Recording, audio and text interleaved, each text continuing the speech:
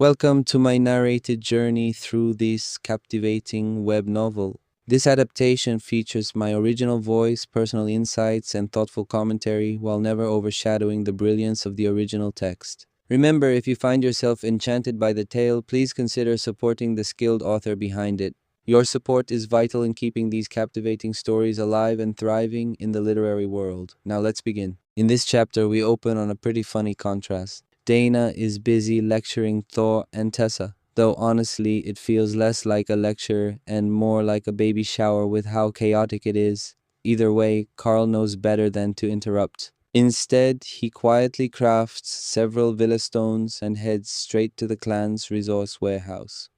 When Karl arrives, the atmosphere shifts. The elder running the counter is clearly checked out, bored, unimpressed, and nowhere near as friendly as Min. Karl follows protocol and places one villa stone on the counter, expecting a routine evaluation. That's when everything goes sideways. The system identifies the item as an immortal grade spatial defensive artifact and alarms start blaring. The elder goes from sleepy to panicked in seconds, realizing this isn't just rare, it's absurdly valuable. When he tests the stone personally, he disappears inside its hidden space and comes back absolutely shaken. The villa stone turns out to be a portable hidden villa, capable of acting as both a concealed pocket space and a physical structure. It's safe, fortified, and nearly impossible to detect even by immortals. The valuation, 100 clan credits for just one. Karl calmly explains its real potential, a perfect hidden campsite, a secure recovery zone, and even a way to expand living space without rebuilding an apartment.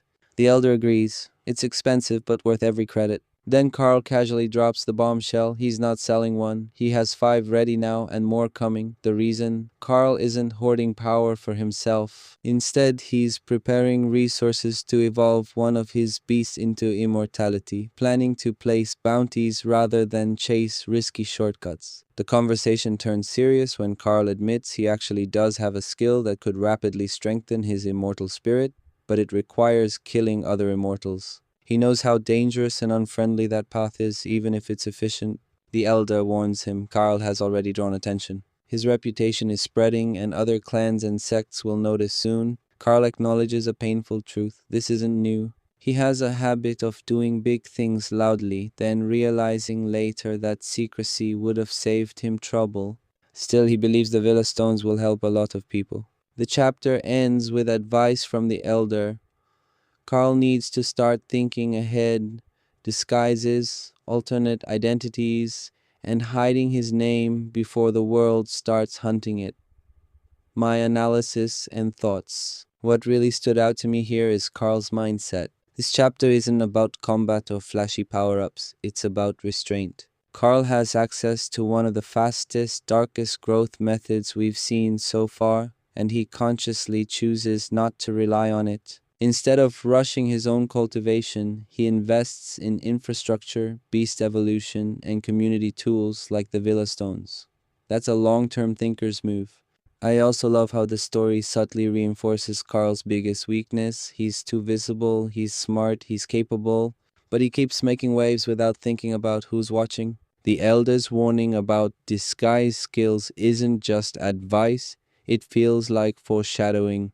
This chapter quietly sets up future conflict, other clans learning about Karl, enemies targeting his creations, Karl being forced to hide who he really is. It's a calm chapter on the surface, but strategically, a lot is being put into motion. And that's my breakdown of this chapter. If you enjoyed this kind of story-focused summary with analysis, make sure to subscribe so you don't miss the next one, especially as things start heating up for Karl. Also, I'm really curious, where are you watching from? Drop your country or city in the comments. I love seeing how far these stories reach. And if you've got theories about Karl's future or how dangerous his fame might become, let me know below. I read every comment. See you in the next chapter.